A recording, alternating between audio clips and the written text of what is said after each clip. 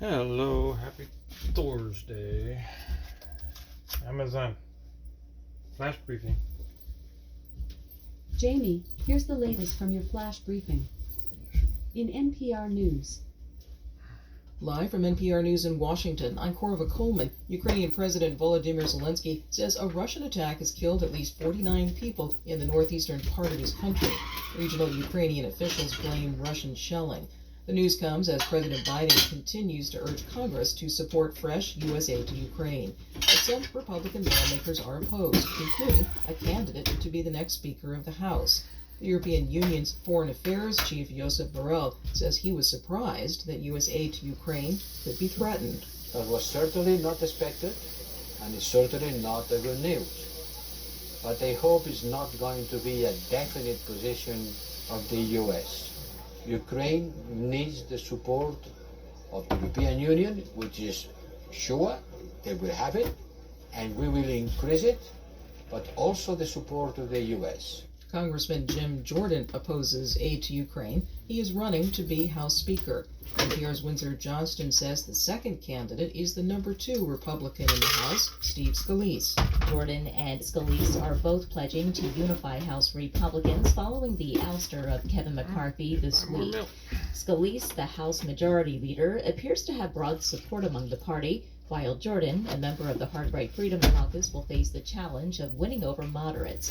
The stakes are high as Congress faces another deadline to reach an agreement on a long-term government spending bill next month. NPR's Windsor Johnston reporting. There are reports of a deadly attack in Syria today. Syrian state television says many people were hurt when drones attacked a military ceremony in the city of Homs. Reuters news service reports as many as 60 people may have been killed. Syrian military personnel were attending the ceremony. The man who opened fire on a crowded New York City subway train last year is expected to be sentenced today in federal court.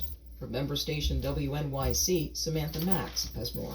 Frank James pleaded guilty to federal terrorism and gun charges earlier this year for shooting and injuring 10 people who were riding the subway during the busy morning commute.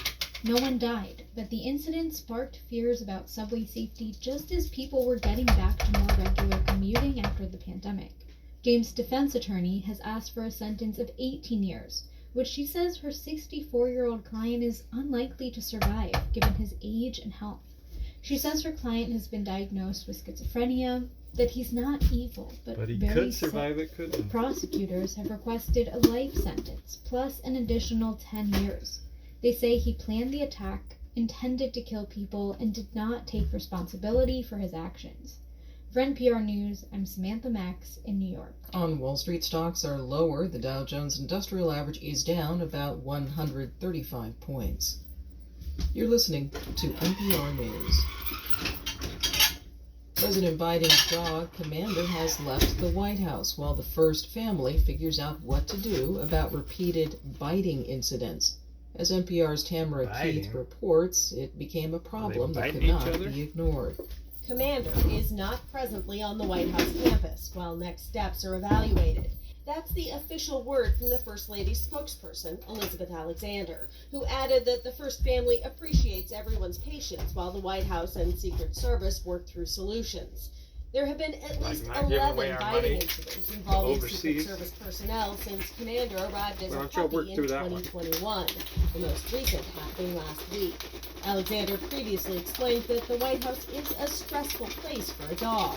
This is actually the second Biden family dog, both German Shepherds, forced to leave the White House due to behavior issues and biting. Tamara Keith, NPR News. The National Hurricane Center says that Tropical Storm Philippe will start affecting the Atlantic island of Bermuda by tonight.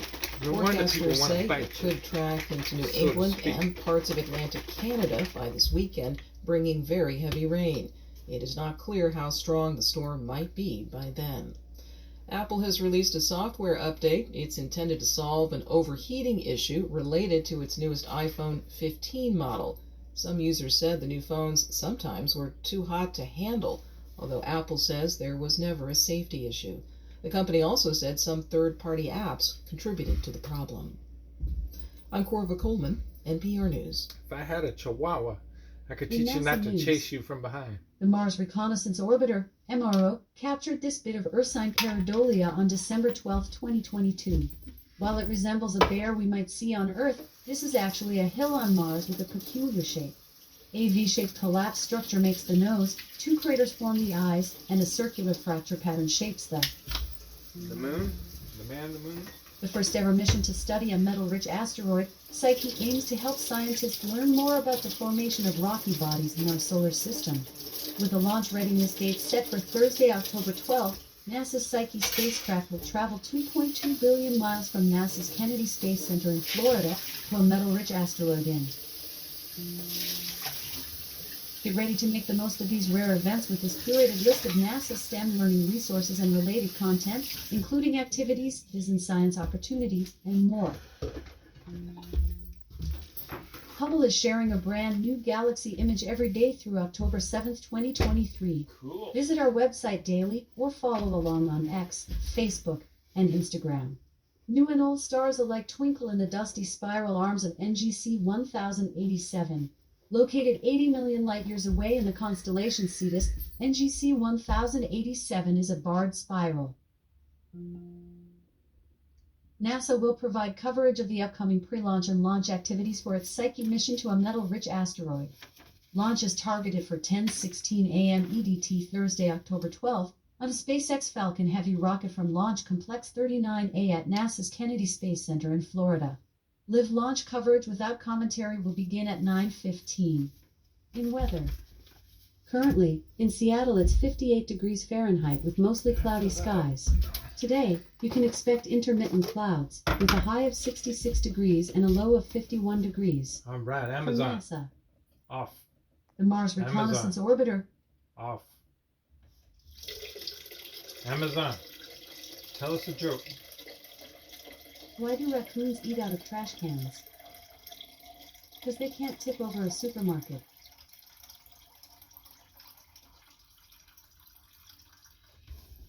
Oh, don't kid yourself. They'd eat at the supermarket too if the door was open. All right. Have a wonderful Thursday, everybody. Peace.